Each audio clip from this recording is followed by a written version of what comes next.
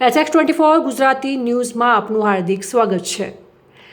ખીજડીયા ગામે ₹35 લાખના ખર્ચે નિર્મિત આયુષ્યમાન આરોગ્ય મંદિર અને પેવર બ્લોકના કામનું લોકાર્પણ કરતા કૃષિ મંત્રી રાઘવજીભાઈ પટેલ।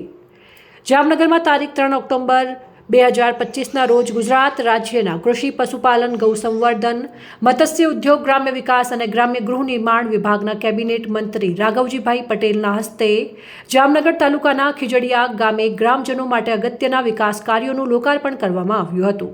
આ પ્રસંગે મંત્રીએ ₹30.86 લાખના ખર્ચે નિર્મિત આયુષ્યમાન આરોગ્ય મંદિર અને ₹5 લાખના ખર્ચે તૈયાર થયેલ પેવર બ્લોકના કામનું લોકાર્પણ કર્યું હતું।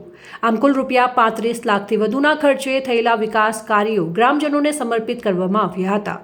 આ પ્રસંગે મંત્રી રાઘવજીભાઈ પટેલે જણાવ્યું હતું કે સરકારની પ્રાથમિકતા ગ્રામજનોના નાનામાં નાના પ્રશ્નોનો પણ સંતોષકારક ઉકેલ લાવવાનો છે। તેમણે વધુમાં ઉમેર્યું હતું કે સરકારે ગ્રામીણ વિકાસને લગતી અનેક નવી યોજનાઓ અમલમાં મૂકી છે અને સ્થાનિક પ્રશ્નોનો હકારાત્મક ઉકેલ પણ લાવ્યો છે।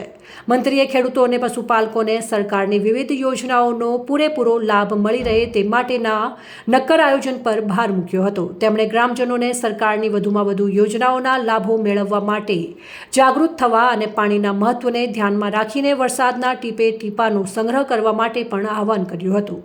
આ પ્રસંગે અગ્રણી આગેવાનો સર્વે ડોક્ટર વિનુભાઈ ભંડેરી, કુમારપાલસિંહ રાણા, નરેન્દ્રસિંહ જાડેજા, ગિરિરાજસિંહ જાડેજા, મોહનભાઈ અને સરપંચ ગીતાબેન સહિત મોટી સંખ્યામાં ગ્રામજનો ઉત્સાહભેર ઉપસ્થિત રહ્યા હતા। HX24 ન્યૂઝ ગુજરાતી સાથે બ્યુરો રિપોર્ટ।